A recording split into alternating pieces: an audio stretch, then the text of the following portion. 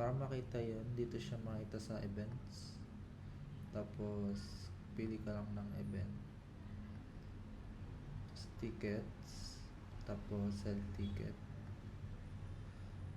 Dito required lang na field yung email. Baguhin ko na lang yung sa label na to, pero yung pinaka-required lang dyan ngayon yung email. Lagay ka ng email.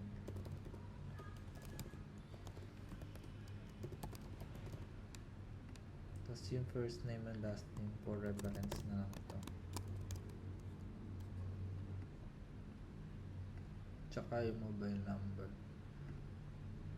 Tapos ayan, quantity. Tapos yung voucher code.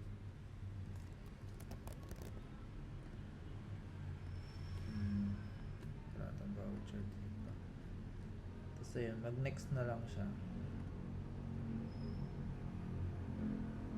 Tapos ito na yung QR code.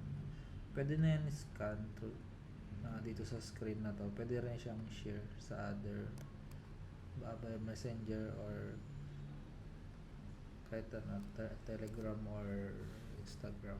Pwede. Ayan, once na paid na siya, automatic na siya nagkaroon ng tickets. Masasend na rin yun sa email niya.